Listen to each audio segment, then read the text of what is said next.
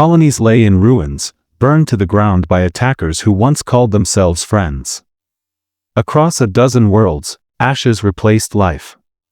What remained of their people were only scattered remains under a sky filled with the smoke of destruction. In orbit, broken ships sent weak signals into the endless void. Frozen bodies of their crews drifted around shattered hulls, their final resting place forgotten as the beeping slowly faded into silence. Near the heart of their empire, Commodore Rankin sipped Brasiki tea, studying a holographic map glowing over the table in front of him. The map showed their progress through human space. Red marked Genosian territory, while blue represented their enemies.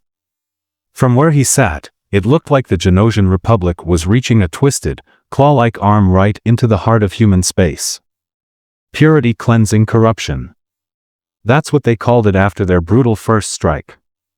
Soon they'd take the humans' homeworld, forcing their submission and finally making them answer for what they did at Ozte. A soft sound of footsteps interrupted his thoughts. Rankin turned to see a familiar face entering the station's command center, Teresa. She was a fellow officer, once a rising star like him, but now struggling to keep her career afloat. Papers tucked under one arm, her uniform wrinkled, and the tendrils on her head a mess, it was clear she'd been up all night obsessing over her conspiracy theories again.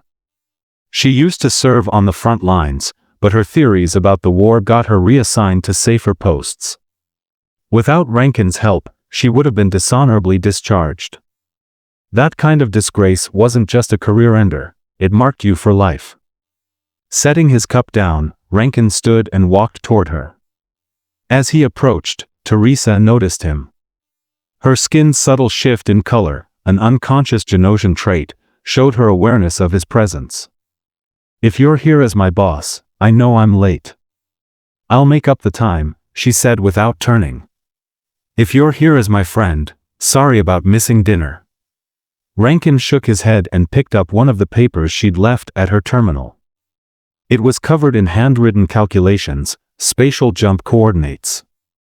The technique was ancient, replaced long ago by safer, faster methods. But what caught his attention was the odds she'd written down, less than a 1% chance of success. "I'm here as your friend, Teresa," Rankin said softly. "I'm worried about you." She scoffed.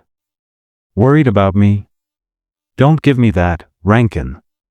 That's crap, and you know it."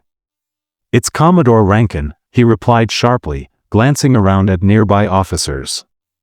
"You're in public, Teresa." Teresa glared at him. "Fine, Commodore. But don't pretend you care about me. I've been obsessing over this since PD-21, and you've never understood. The humans destroyed Ozte, yes, but have you ever wondered why? Why would they attack us out of nowhere?" Rankin sighed. "Teresa, I know what happened at Ozte was terrible. I know you had family there, and I'm sorry I wasn't there for you. But this obsession of yours isn't helping anyone, least of all you." Before she could respond, her terminal beeped. An error message popped up. She slammed her fists on the console in frustration. "I locked you out of certain files," Rankin admitted. "You've been digging into classified data with no reason. I won't let you go down the same destructive path as before." Teresa's voice rose. "What if the humans weren't the monsters here, Rankin? What if we lied to ourselves? What if we're the ones who started this war?" Rankin's anger flared. "Stop it, Teresa. That's treasonous talk. The government doesn't lie to us. They've always told us the truth about Ozte, about everything." She shook her head. "Do you really believe that? No government is perfect, Rankin, not even ours. Why do you think you're here, stuck on a station orbiting Kasana, instead of commanding a fleet? You think it's a reward? It's punishment." Rankin froze. "Punishment? What are you talking about? When you don't follow orders blindly, when you stick to the principles we were taught as kids, they send you here. To this peaceful, empty post. To watch over a paradise you'll never touch. He stared at the pristine planet below. Kasana was a sacred world, the closest thing to heaven in Genosian belief. Few ever set foot on it.